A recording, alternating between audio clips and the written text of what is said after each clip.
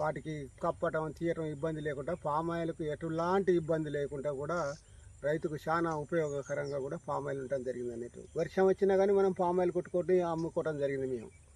కాబట్టి మేము మందులు కూడా సస్యరక్షణ మందులు కూడా మేము విపరీతంగా కాకుండా కూడా మేము సేంద్రియంగా ఎక్కువ కాంపోస్ట్ పెంట ఎండాకాలం ఏప్రిల్ మే మాసంలో మేము పెంట ఎకరానికి ఒక 2 ట్రాక్టర్ల పెంట పోయటం, 3 నెలలకు మామూలు సూపరు పొటాష్ యూరియా వేయటం, 6 నెలలకు బోరాన్ మెగ్నీషియం వేయటం చేత మా చెట్లు ఎప్పుడూ గ్రీన్నెస్గానే ఉండటం జరిగింది. ఇంకా చెట్టు నిండా కూడా క్రాప్ ఉండి మాకు మంచి బెనిఫిట్గా ఉండి నన్ను ఆదర్శం తీసుకొని మా కొరివి మండలం అయితేంది, మహబూబాద్ జిల్లా అయితేంది చాలా మంది రైతుల ముందరకు వచ్చి ఫామ్ ఆయిల్ సాగు చేయడం జరిగినట్టు.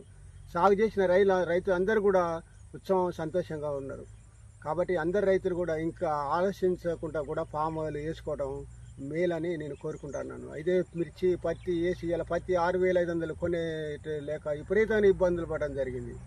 గత 2 సంవత్సరాలు కూడా మిర్చి వేసి ఒక్కొక్క రైతు లక్షలలో నష్టం చూడడం జరిగింది. కాబట్టి పామ్ ఆయిల్తోని అసలు నష్టం అనేది జరగదు. కాబట్టి అందరు రైతులు పామ్ ఆయిల్ వేసి అందరు హ్యాపీగా ఉండాల్సింది కూడా నేను కోరుకుంటాను. అదే అయితే రైతులకు ఒక అపోహ ఉన్నది, పామ్ ఆయిల్ విపరీతంగా ఎత్తాను రేటు పడిపోతుందా ఏమవుతుందని అపోహ ఉన్నది. కాబట్టి పామ్ ఆయిల్ రేటు ఎట్టి పరిస్థితుల్లో కూడా పడిపోవడం జరగదు అన్నట్టు.